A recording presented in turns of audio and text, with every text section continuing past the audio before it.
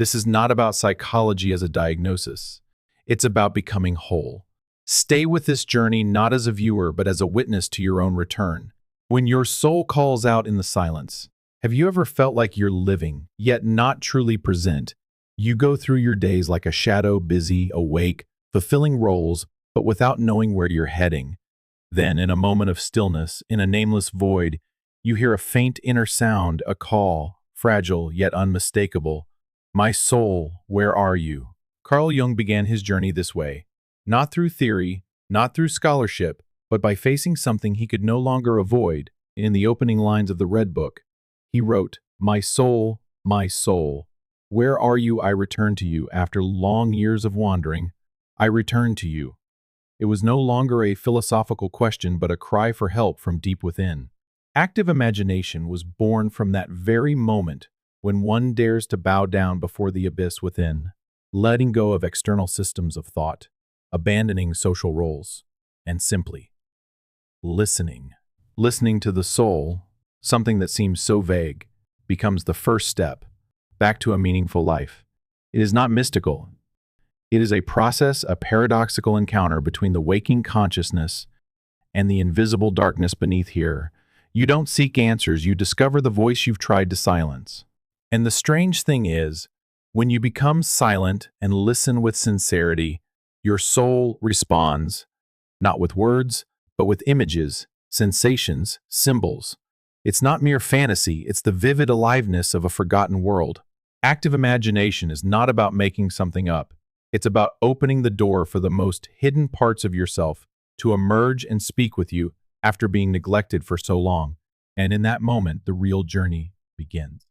Initially, Jung hesitated to name this method. He called it the image method, visions, before finally defining it as the transcendent function, the transformative shift between the soul's inner opposites. It's not mere fantasy or daydreaming, but an active engagement with the symbolic world unfolding beneath the surface of reason. Active imagination is a conversation not with others, but with the parts of yourself that you have forgotten, rejected, or never known. These are images, voices, emotions that rise from the unconscious, sometimes gentle, sometimes terrifying, and always carrying messages that the waking mind cannot fabricate. Unlike dreams where consciousness is entirely absent in active imagination, you enter your inner world with eyes open. You are both the witness and the participant. You do not direct, edit, or try to make it sound clever. You simply show up to hear what your soul wants to say. And because of that, active imagination is not a game of the mind. It is a sacred ritual between you and the deepest part of your being. It is where impossible encounters happen. It is where you learn to be with yourself, honestly and without disguise. In that solitude, a quiet strength begins to grow. Jung did not take the familiar path of reason. He did not analyze through models. He did not try to rationalize his crisis. Instead, he let himself fall into the depths, to listen to the inner voices he had long ignored. Suddenly, the ground gave way beneath my feet, he wrote. I plunged into darkness. In that darkness, strange visions appeared, characters he had never met, blood, flowing oceans turning red corpses, veiled in dreams. Nothing made sense until he realized the unconscious was speaking to him in symbols. These terrifying images weren't curses, but messages hidden beneath the mask of rational life. Jung did not run. He stayed. He documented. He drew. He conversed. And little by little, he moved through the chaos with the clarity of active imagination. What he experienced was later recorded in the Black Books and the Red Book, not just personal journals, but spiritual maps for anyone lost in modern life. It was not a journey for the faint-hearted, but it wasn't just for the gifted either. It is a path for anyone brave enough to look within and believe that even in chaos, the soul is still calling us home. Active imagination is not fantasy, it's awakening. When people hear the word imagination, they often assume it's about daydreaming, childish fantasy, or an escape from reality, but Carl Jung drew a clear boundary between fantasy and awakening. Active imagination is not about fleeing from life, it's about stepping deeper into it, starting from the innermost place, your own mind. Unlike dreams where the conscious self is absent, active imagination is a journey undertaken by a waking ego, aware and present in a dialogue with the invisible inner world. It is not a stream of wandering thoughts, but full presence with each image, each movement, each sound arising from the unconscious. You do not create the images in active imagination, you receive them. They are not inventions. They have always been there, silently waiting to be heard. These images may be gentle or intense, clear or obscure, but they carry a truth that reason alone cannot express. Jung emphasized active imagination is a path to dissolve illusion to see the truth. Even when it is uncomfortable, it demands that you surrender control, that you step into a world where you are no longer the center, but precisely in doing so, you begin to see your real essence no longer polished, no longer hidden behind a social mask. And strangely, the more you surrender control, the more you access power, not the kind that dominates others, but the inner strength to understand yourself. In active imagination, you are not asleep, you are awake, not escaping, but confronting, not drifting, but anchoring. And that is the beginning of true transformation. The unconscious is not a playground. The unconscious is not a secret box we can casually open for amusement. It is a vast ocean, a dwelling place of primal forces, archetypes, symbols, and collective memories that go beyond the boundaries of the personal self. Jung understood this more than anyone, and he consistently warned, if you wish to enter the realm of the unconscious, you must bring reverence with you. Because the unconscious not only offers insight and healing, it can also overwhelm egos that are not yet strong enough. Some people dive in too quickly, too eagerly, and lose their way. They become captivated by the images, swept into the current of imagination, unable to distinguish what is real from what is not, what belongs inside from what belongs outside. Some become lost in fantasy, unable to find their way back. Jung referred to this as being possessed by unconscious images. It is not schizophrenia, but it can lead to a state of dissociation from everyday life. That's why he emphasized, active imagination is not meant for superficial curiosity. It is not a tool for spiritual entertainment, but a serious ritual, an encounter with the very foundation of your psychological being. If you truly wish to embark on this journey, be prepared to create a quiet space, learn to take notes to help maintain your connection with reality. And if needed, find a companion, a psychoanalyst, a trusted friend, or a grounded support system, not because you're weak, but because complete isolation in the inner world can lead to chaos if you're not yet grounded. Active imagination is a solitary process, but it is not one of isolation. This solitude is voluntary, conscious, and held within a safe structure. Just as a diver needs oxygen when descending into the deep sea, you need a tether to reality when entering your own darkness. Only when you know where you are can you return carrying with you the light of deep understanding. The physical space does not need to be special. A humble room, a small private corner is enough, but what matters is that you are alone, uninterrupted, no one watching, no noise, no roles you must perform, just you and silence. For in that silence, forgotten images dare to emerge from the shadows. Robert A. Johnson, a Jungian analyst, advised practitioners to record everything that arises by handwriting, typing, or voice recording, not for research, but to keep you from drifting into fantasy. Journaling becomes the rope that anchors you to the ground while your mind travels into invisible depths. Even the way you document can become part of the ritual. You might write in lowercase for the ego's voice, and uppercase for messages from the unconscious. Or you might draw, whisper, or simply walk slowly in a darkened room, listening as inner sounds begin to surface. There are no rigid rules, only one principle: honesty. You don't need to embellish, or try to make it sound profound, or force imagination to feel spiritual. You're not writing for anyone else. You are simply opening a door, and whatever steps through that is what must be welcomed. Active imagination does not begin with expectation, but with readiness, like a room carefully cleaned, like a mind sitting still, waiting, no forcing, no rushing, just presence, as if you were waiting for a long-lost loved one to return. And strangely, when your space is sincere enough, the part of you that was lost comes home. Conversations you never knew you needed. Have you ever considered that inside you exist other voices? unnamed characters, parts of yourself long silenced. They are not hallucinations, but fragments of your soul waiting to be heard. Active imagination is the place where such encounters begin, not loud, not rushed, just a gentle invitation. Who is within me? And what does this one wish to say? When you enter a state of active imagination, something surprising occurs. Images from the unconscious begin to rise. It may be a stranger, a child, a bizarre figure, or an unclear symbol. Don't panic. Don't analyze. Do something simple instead. Ask, who are you? Why are you here? What do I need to know from you? Carl Jung once said, until you make the unconscious conscious, it will direct your life, and you will call it fate. The images in active imagination are that voice. If you have the courage to listen, they will show you what reason alone could never grasp. One of the most touching examples comes from Jungian analyst Robert Johnson, who told the story of a woman who couldn't sleep and was obsessed with repainting her house. She was exhausted, irritable, and couldn't understand why something so simple made her feel so unsettled until she entered active imagination and met a figure, a Japanese painter, neutral, creative, deeply emotional, whom she called J.A. The dialogue between her ego, E, and J.A. began, I'm afraid. Afraid of what? Afraid of being locked away. I must paint quickly, so much, before the door closes. I understand. In my life, I've rarely let you live. That wasn't just imaginary dialogue. It was a confession, a creative soul starving inside this woman's body.